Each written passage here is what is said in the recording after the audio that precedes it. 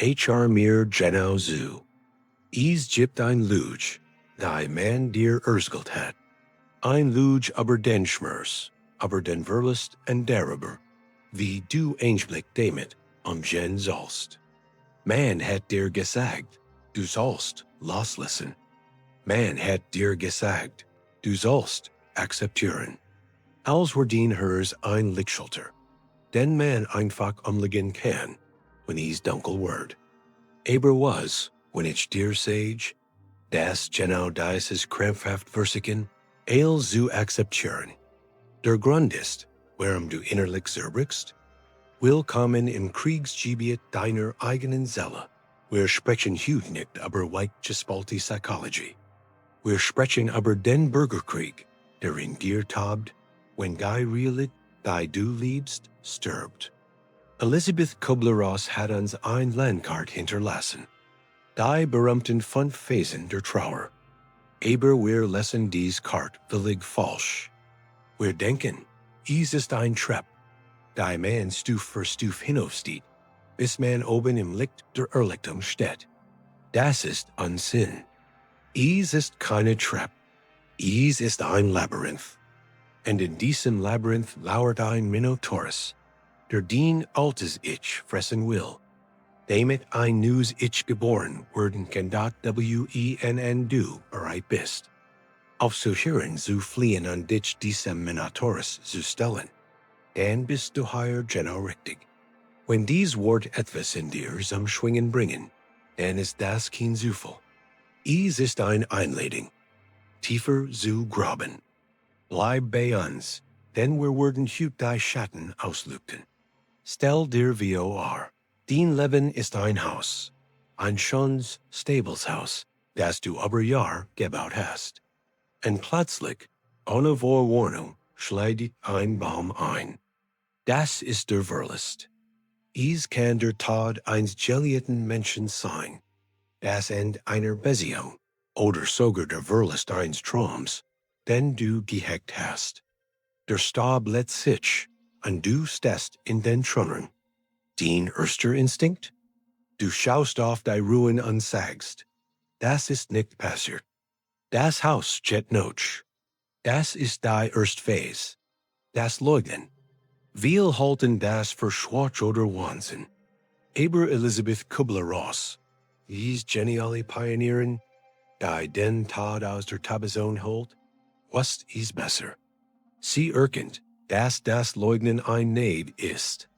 Es ist der Airbag deiner Seele. Würdest du die Wahl der Verlusts im ersten Moment angefiltert spüren? Würdest du deren zugrund gehen? Dein System wird KOLLA, Bier in das Leugnen kauft dir Zeit. Es ist wie ein psychologischer Kredit, den du aufnimmst, den Schmerz und Ratten abzubezahlen, statt es auf einmal begleichen zu müssen. Du funktionierst weiter. Du machst Kaffee. Du gehst zur Arbeit. Du sprichst über den Verstorbenen in der Gegenwartsform. Nicht, weil du dumm bist, sondern weil dein Seele noch in der alten Welt lebt, wenn dein Körper schon in der neuen, schrecklichen Realität angekommen ist. Aber irgendwann verfliegt die Betäubung. Der Nebel lichtet sich, und du siehst die Trümmer in ihrer ganzen Brutalität. Und dann kommt sie, die What, heiß, rot, unkontrollierbar What. Und hier machen die meisten Menschen den größten Fehler. Sie schmähen sich davor. Man darf da nicht worden sein auf jemanden, der gestorben ist, flüstert die Moral. Man darf da nicht worden auf Gott sein, sagt die Religion. Vergiss das. Kübler-Ross wird dir sagen, sei worden. Schrei es heraus. Die What ist nämlich keine Zerstrung. Sie ist ein Beweis davor, dass du noch lebst. Sie ist die Energie, die zurückkehrt. Nach der Taubheit des Leugnens ist die What das Erstzeichen von Vitalität. Du bist werdend, weil du liebst. Du bist werdend, weil dir etwas Unersetzliches genommen wurde. Dies What ist der Anker, der dich davor bewahrt, im Meer des Nichts zu RTRINKEN.W, richten dies wat oft gegen die Falschen, gegen die Hurst, die nicht genig getten haben, gegen die Family, die nervt, gegen uns selbst. Aber im Kern ist is ein wat gegen die Ohnmacht. Wir, die modernen Menschen, die glauben, eils kontrollieren zu können, das Wetter, die Börs. Unsere Gesundheit, wir stehen plötzlich vor der absoluten Matchlosigkeit des Todes, und das kränkt unser Ego zutiefst. Dieser innere Aufstand ist notwendig. Verbrand die Illusion unserer Allmacht und bereitet den Boden für die Wahrheit vor.doch. Ever wir die Wahrheit ganz in uns hören lassen, versichern wir noch einen letzten Trick. Wir werden zu Händlern. Wir betreten die Phase des Verhandelns. Das ist der Moment, in dem der Atheist plötzlich anfängt zu beten. Lieber Gott, wenn du ihn rettest, würde ich nie wieder lügen. Oder wir verhandeln mit dem Schicksal. Wenn ich jetzt nur noch gessen lieb, dann darf ich noch 10 Jahre bleiben. Is ist ein Verrinder. Fast kindlicher Versig, die Kontrolle zu gewinnen. Wir bieten unsere guten Taten als Rang an, in der Hoffnung, das unausweichlich bestecken zu können. Wir wollen den Film zurückspielen. Wir quälen uns, wenn nicht, was wir wenn, fragen. Heit ich nur früher zum Arzt gestschickt. Heit ich an jenem Tag nur nicht gestritten.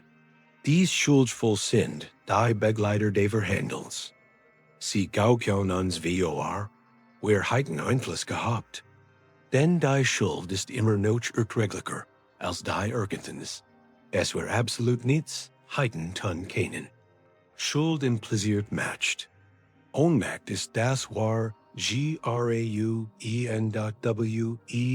du dich in diesem Labyrinth wieder erkennst, wenn du merkst, dass du genau dies Geschäft mit dem Universum machst, denn wiss, du bist nicht verrückt.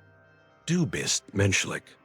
Und genau davor machen wir dies Inhalt higher bei Tiefdenker. Dir zu sagen, dass die Dunkelheit ein Landkart hat. Wenn du diesen Weg mit uns weitergehen willst, dann ist jetzt der Moment, ein Zeichen zu setzen until unsere Gemeinschaft zu werden dort, aber der Besser des Verhandelns schliet irgendwann. Niemand kauft unsere Angebot. Der Tod verhandelt nicht. Und wenn dies Erkenntnis einsickert, dann stürzen wir ab.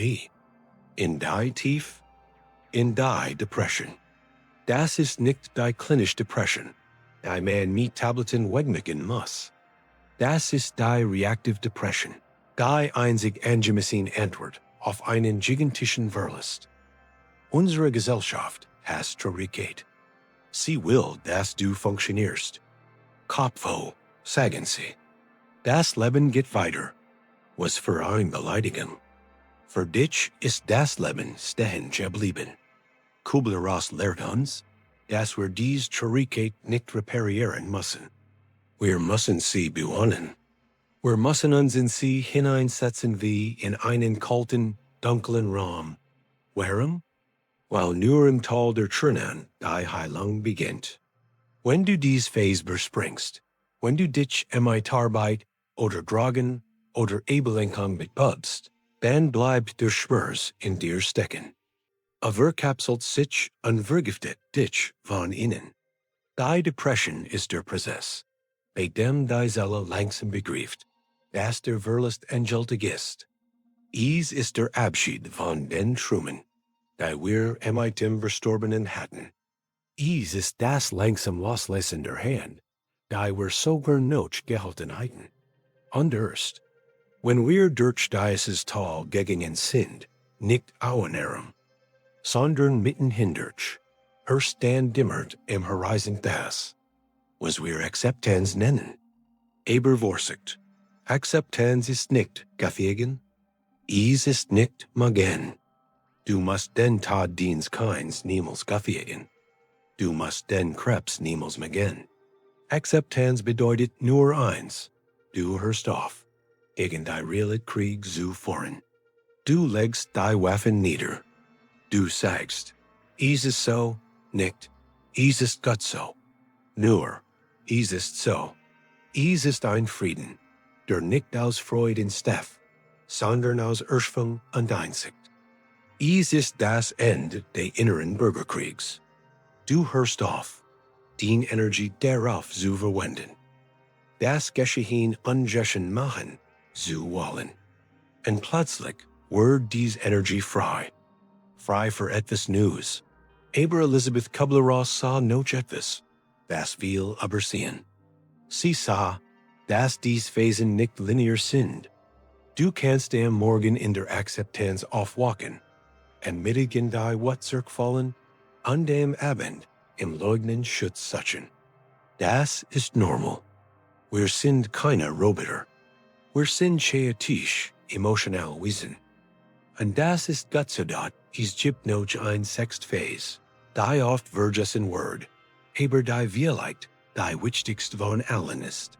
David Kessler, ein Wegfried von Kübler-Ross, nennt sie die Sinnfindung. Denn Akzeptanz allein kann leer sein. Aber wenn wir dem Leiden einen Sinn geben können, dann verwandeln wir Blei in Gold, das bedeutet nicht, dass der Tod einen Sinn hat im Sinn von is war Gott, dass is passiert ist. Nein, is bedeutet, dass wir in der Können unserem Weiterleben einen Sinn geben, dass wir vielleicht empathischer werden, weil wir den Schmerz kennen, dass wir bewusster leben, weil wir die Endlichkeit gespürt haben, dass wir ein Projekt starten, anderen zu helfen. Dann hat der Tod nicht das letzte Wort gehabt. Dann hat das Leben gesieht, in dem is den Tod integriert, hat wir müssen euch über die Angst sprechen. Die Angst vor dem eigenen Tod, die oft hinter der Trauer am Ende steht. Wenn wir jemanden sterben sehen wir unseren eigenen Spiegel. Wir sehen, dass euch unsere Zeit ebenköft. Und das macht uns panisch. Wir leben in einer Kultur der Todsverdrängung. Wir verstecken die Sterbenden in sterilen Räumen.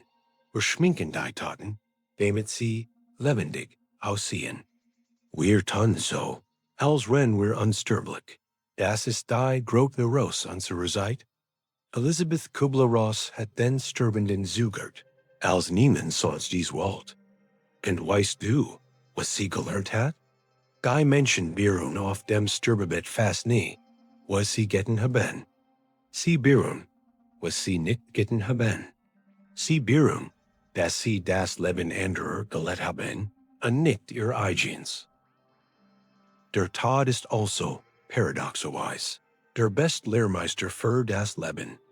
Fragt dich jeden Tag. Wenn heute dein letzter Tag war, würdest du das tun, was du gerade tust? Wenn die Antwort zu oft Nein ist, dann musst du etwas ändern. Der Tod macht uns ehrlich. Schneidet den ganzen Bullshit weg. Seht uns, was wirklich zählt. Beziehungen, Lieb, Erfahrungen. Nicht das neue Auto, nicht der Titel auf der Visitenkarte. All das passt nicht in den SARG.DIESER, inner Bürgerkrieg. Von dem wir sprechen, ist eigentlich ein Befreiungskrieg. Den wars Ich kämpft gegen den konditioniert Ich. Den konditioniert Ich will Sicherheit, will festhalten, will, dass so bleibt, wie es ist. Den wars Ich weiß, dass flieht, dass vergeht, und das nur im Loslassen die Freiheit liegt. Aber wie lassen wir los? Das ist die millionenschwere Frage. Loslassen ist kein aktives Tun. Man kann sich nicht zwingen, loslassen.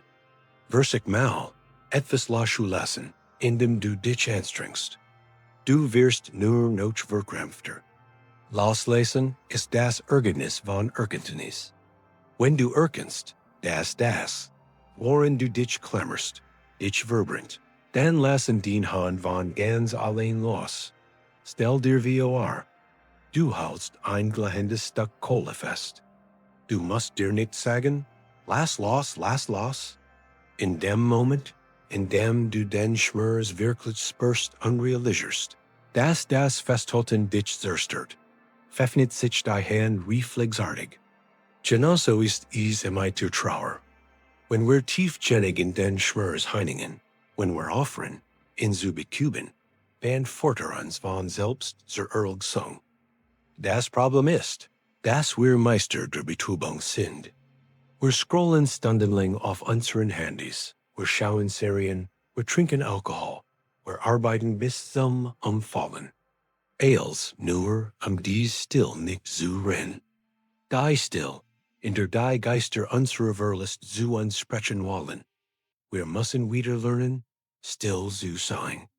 Wir müssen lernen, den leeren Stall estisch anzusehen, an den Schmerz zu fühlen, ohne wegzulaufen.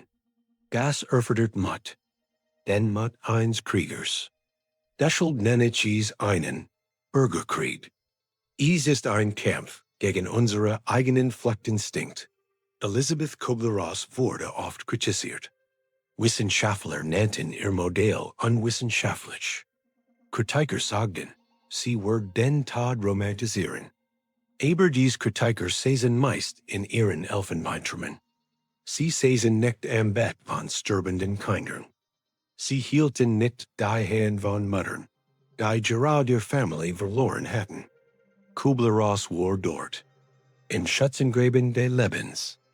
Und die Wahrheit ist keine statistische Wahrheit. Es ist eine emotionale Wahrheit.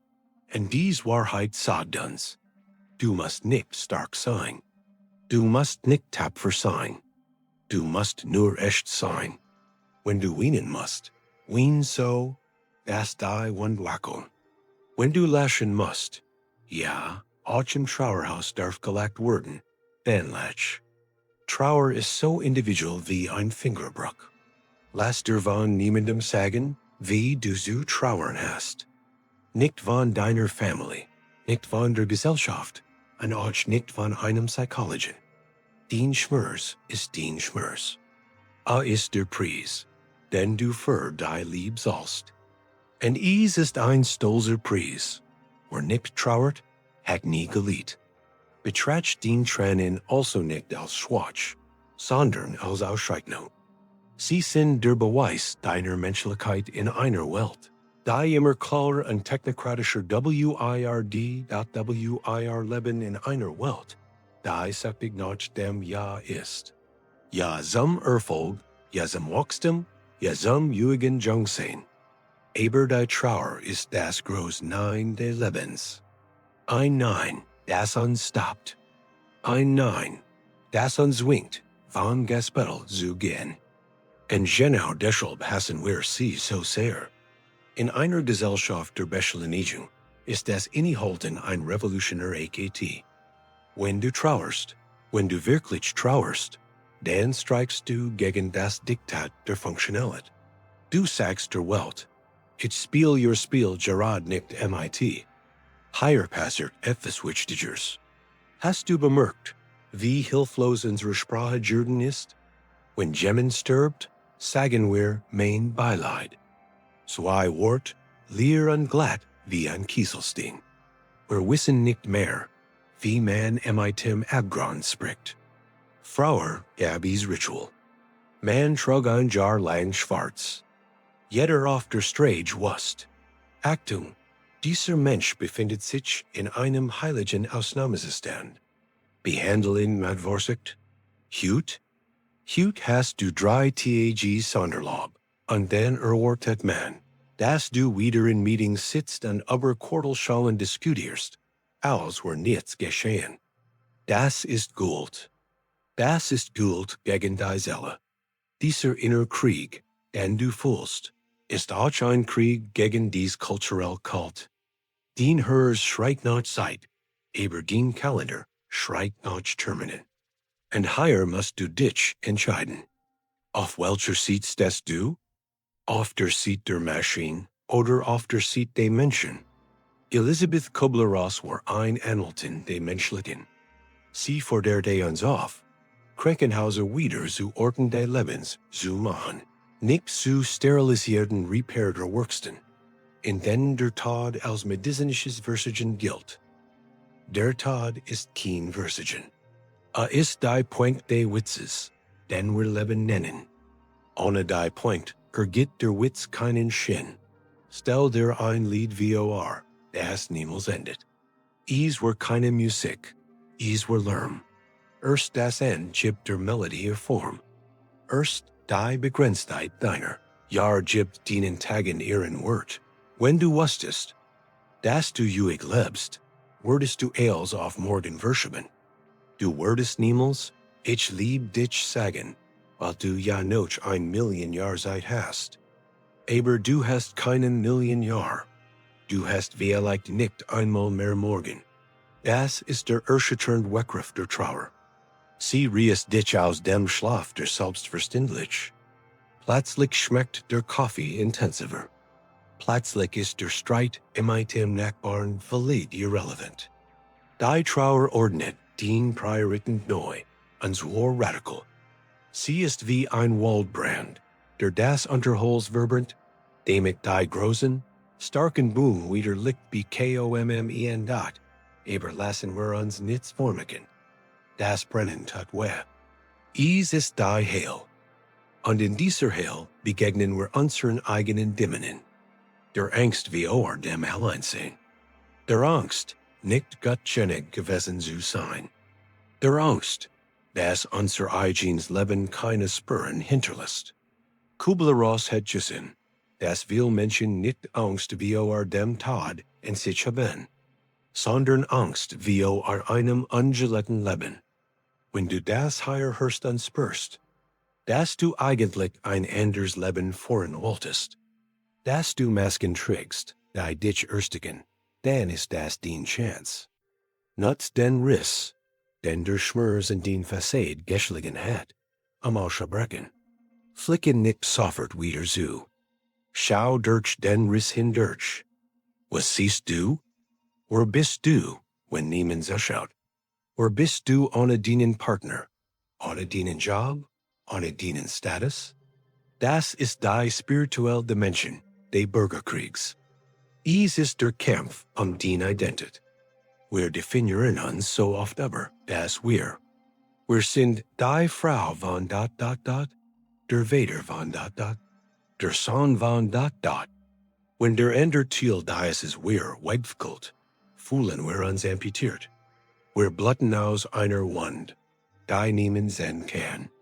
Aber genau in dieser Amputation liegt die Möglichkeit, zu einer neuen Ganzheit zu finden. Nicht mehr als halber Mensch, der einen anderen braucht, komplett zu sein, sondern als ganzes Universum in sich selbst. Das klingt einsam? Wie erlegt. Aber es gibt einen Unterschied zwischen Einsamkeit und Alleinsein. Einsamkeit ist der Schmerz, isoliert zu sein. Alleinsein ist die Herrlichkeit, bei sich selbst zu sein. Die Trauerarbeit ist der Weg von der Einsamkeit zum Alleinsein. Es ist der Weg, sich selbst der beste Freund zu werden, den man je hat. Denn am Ende des Tages, wenn das Licht ausgeht, bist du alles, was du hast. Und hier kommen wir zu einem Punkt, der oft missverstanden wird. Das Loslassen bedeutet nicht vergessen. Unser Gehirn ist neurobiologisch gar nicht in der Lage, jemanden zu lassen, der uns wichtig war. Die neuronalen Spuren der Liebe sind tief angebrannt. Loslassen bedeutet, die Beziehung zu verändern. Von einer Beziehung im Außen zu einer Beziehung im Innen. Der Verstorben wohnt nicht mehr in der Wohnung. Wohnt jetzt in dir. In deinem Gedächtnis, in deinen Unheiten, in deinem Lächeln. Du wirst zum lebenden Denkmal vergießen MENSCHEN. Aber Vorsicht, wie der Falle der Idealisierung. Wenn jemand stirbt, neigen wir dazu, in Heiligsversprechen. Plötzlich war perfekt. Nie hat Fehler gemacht. Das ist gefährlich, denn sind menschlich den Taten, und macht die Trauer unrealistisch. Erinner dich an alles. Auch in die nervigen Engwanheiten. Auch in den Streit. Nur ein ehrlich Erinnerung ist ein lebendige Erinnerung. Ein idealisiert Erinnerung wird zu einer Statue aus Marmor, kalt, starr und unnehmbar. Wenn du merkst, dass dies Gedanken in dir arbeiten, dass sie alte Strukturen aufbrechen, dann bist du auf dem richtigen Weg. Und wenn du mehr solche Werkzeuge für die geistige Freiheit suchst, dann lade ich dich ein, Teil unserer Bürgerkrieg hierauf Tiefdenker zu werden. Ein Klick genügt, verbunden zu bleiben, aber die wahre Arbeit findet in deinem inneren Statt. Lass uns über die Schuld der Überlebenden sprechen. Ein Phänomen, das Kübler-Ross oft bei Eltern sah, die ihr Kinder verloren oder bei Unfallopfern. Warum nicht ich? Dies Frage ist ein Giftpfeil. Sie impliziert, dass dein Leben weniger wert ist, dass ein Fehler im kosmischen Plan passiert ist. Aber es gibt keinen Fehler. Es gibt nur das Mysterium. Wir müssen lernen, die Ungerechtigkeit des Universums auszuhalten, ohne bitter zu werden. Das ist die Hauptschule der Philosophie. Die Stoiker nannten es amor fati, die Liebe zum Schicksal. Nicht nur das Erdregen, sondern das Leben dessen, was ist. Auch wenn es grausam erscheint. Das klingt fast bermenschlich, oder? Und da Tannis Menschen jeden Tag. Ich habe Mutter gesehen, die nach dem Tod ihres Kindes Stiftungen gründeten, die anderen Hafen. Ich habe Männer gesehen, die nach dem Verlust ihrer großen Liebe eine Zärtlichkeit entwickelten, die sie vorher nie hatten. Der Schmerz hat sie nicht zerstört, hat sie veredelt. Hat sie weich gemacht, wo sie hart waren, und stark gemacht, wo sie schwach waren. Dieser alchemistisch Prozess passiert nicht aber not, und passiert nicht linear.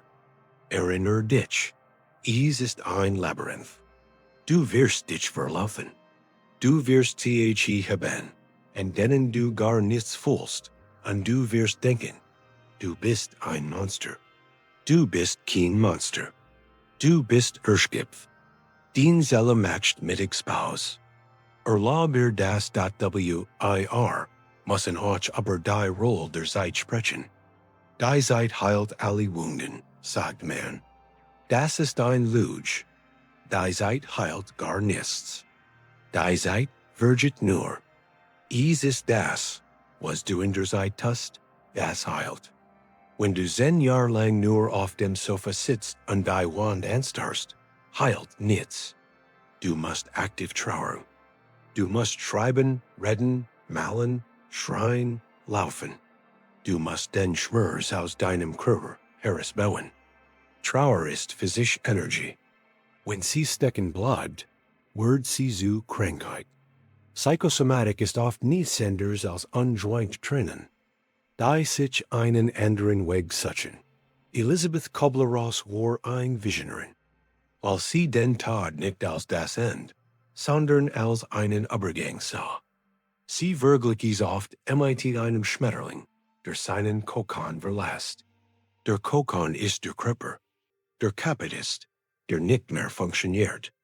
Aber das Bewusstsein, die Seele, der Schmetterling, fliegt davon.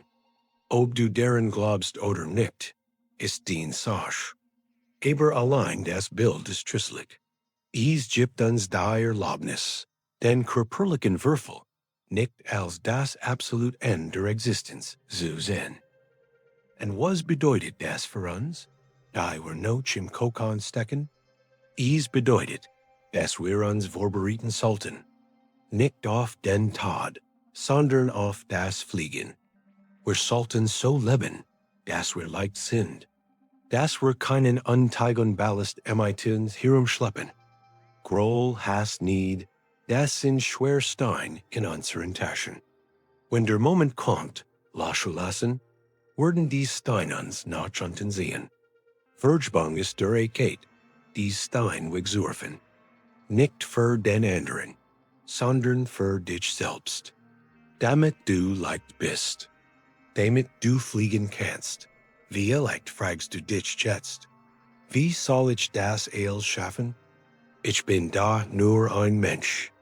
Genau das ist der Punkt. Du bist nur ein Mensch.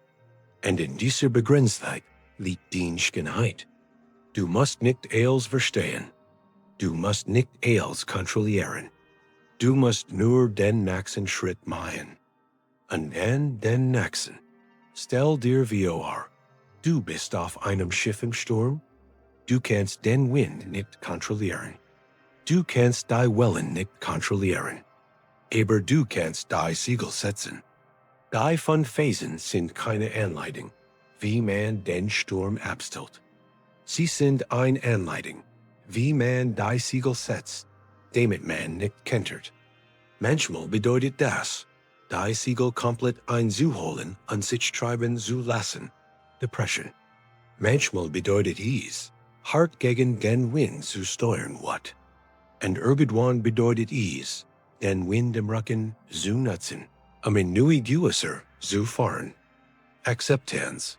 Aber vergiss nie, du bist der Kapitän. Auch wenn du dich fühlst wie der Schiffsjunge, der sich übergeben muss. Es ist dein Schiff. Und dieser Sturm, so schrecklich ist, gehört zu deiner Reise. Wird Teil deiner Legend sein.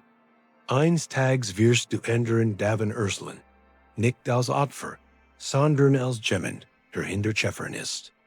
Als ein Überlebender. Als ein Weißer, das Ziel von Tiefdenker, ist es genau dies Weisheit in dir zu wecken.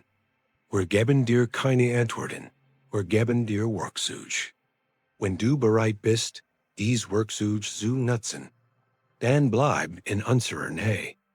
Aber die Arbeit, das Hämmern und Sagen an deiner eigenen Seele, das kann dir niemand abnehm.cum Schluss noch ein Gedenk. Der dich vielleicht schockieren Word. Der Tod ist nicht dein Feind.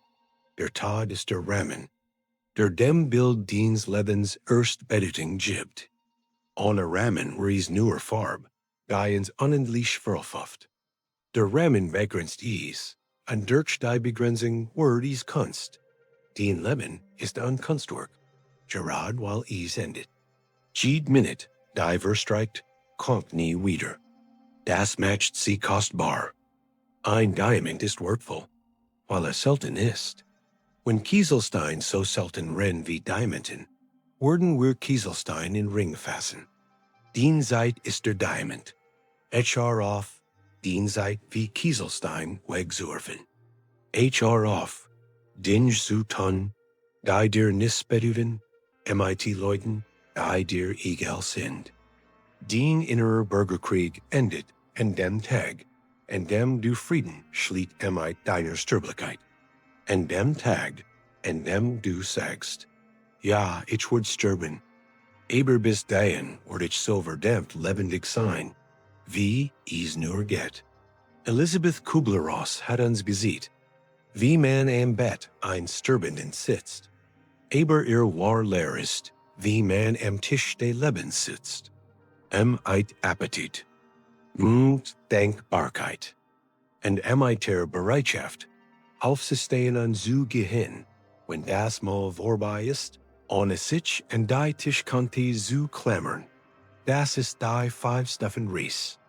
Vom Leugnen zur Akzeptanz. Vom Klammern zum Loslassen. Vom Schlafen zum Erwachen. Der Krieg ist vorbei, wenn du aufhörst zu kämpfen und anfängst zu tanzen. Mitten im Regen, mitten in den Trümmern. Denn dort, genau dort, findet das Leben statt.